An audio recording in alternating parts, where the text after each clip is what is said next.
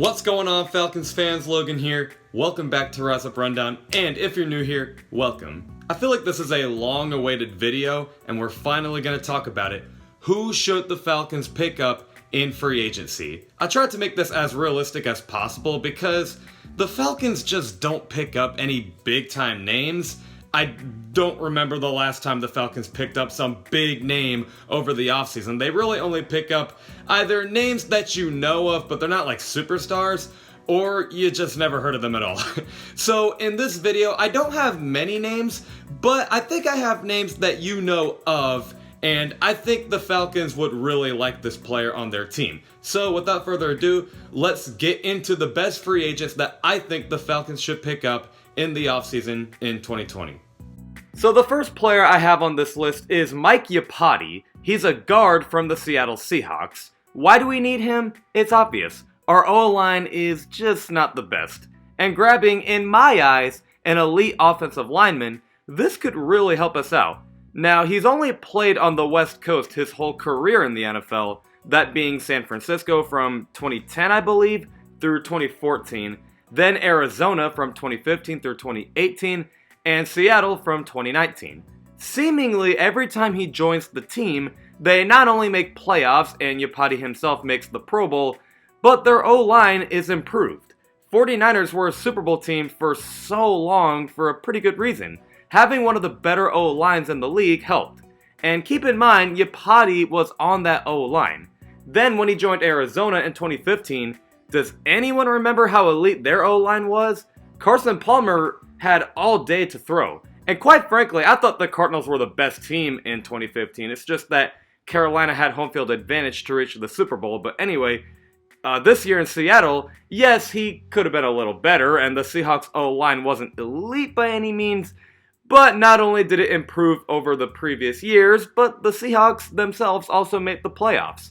It seems like every time Mike Iupati joins a new team, the offensive line improves and they make playoffs. Maybe the same thing could happen in Atlanta. The second player I have is Kyle Van Noy. He's a linebacker from the New England Patriots. He's always been a pretty solid player and is one of the reasons New England has an elite defense today. Also, knowing that he's been coached by Bill Belichick, that's great news. I mean, we had Adrian Claiborne come back after being coached by Bill Belichick, and he quietly took off in 2019. If you don't believe me, look it up, seriously. At least in the second half of the season when we actually had momentum, I guess, Adrian Claiborne took off. So anyway, not only is Kyle Van Noy a solid linebacker, but he's coached up by New England. So that's obviously something we need.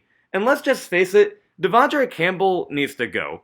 Did he improve late in the season? Yes. Do I like Foye Oluokun and I'd love to see him develop? Yes. But do I also think a veteran linebacker that's been to a Super Bowl and has been coached by Bill Belichick will help us out?